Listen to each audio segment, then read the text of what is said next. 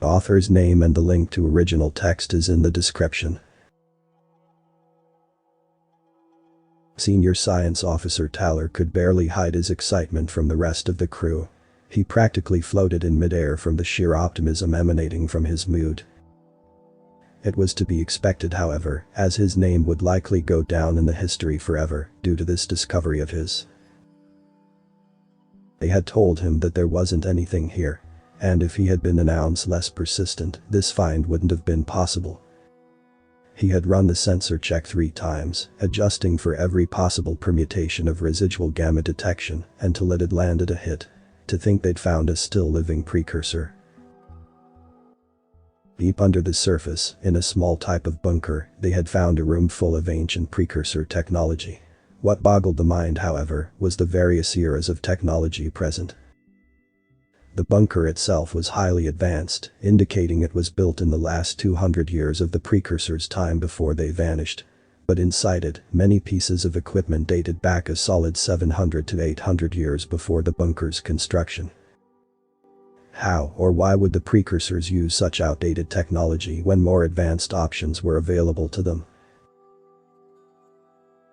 The bunker had kept most of the equipment in excellent condition. They were confident that some of it might even work if provided power. The biggest find, however, was at the far side of the room, where a living precursor was still alive. Granted, it was in a cryopod as of this moment. A cryopod that they had no idea how to open without harming the precious precursor specimen inside. But the hope was all they needed.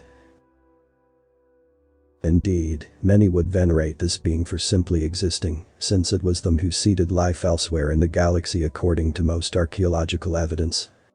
They were essentially the galactic parent, so to speak. For now, the Idran government had been keeping this a secret. But news would come out eventually, drawing unwanted attention over this find, and as such, time was of the essence. It took 3 teams working around the clock for a little over 2 weeks to learn how to operate the console. Even by precursor standards, this was ancient technology, making any examples they currently possessed almost useless in trying to reverse engineer this particular one. "Sir, we're ready whenever," answered one of his aides. "Do it," came back Tyler's reply.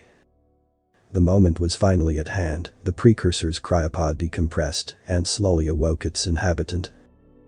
Oh, what words of wisdom would this ancient being, that had been there in the Age of Glory, have to share with them?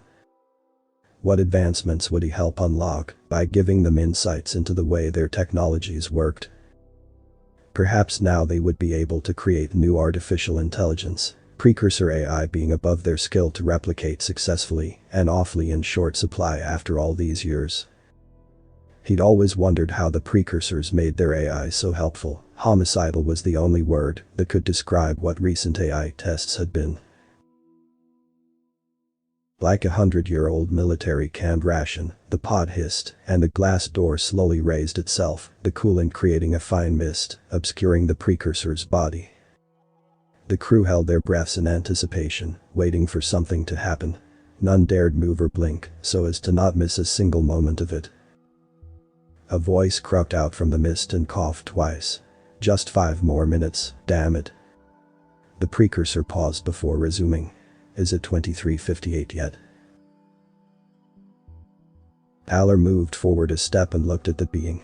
It was slightly less than 2 meters tall with long elongated limbs, just like the records portrayed them.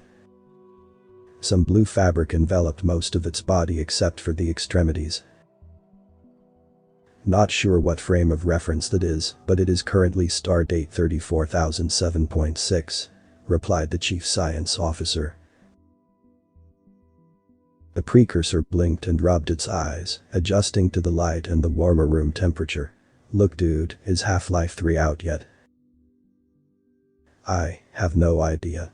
Let me check," replied Tyler before turning to one of his aides and signaling to him to look it up in their database. The aide interfaced with the database and then shook his head negatively.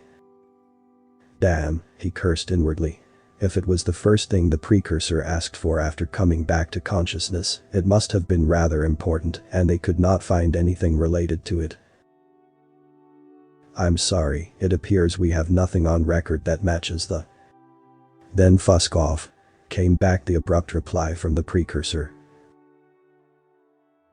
The precursor extended an arm out, tapping a few keys on the console, and returned inside the cryopod to the stunned stupefaction of everyone present.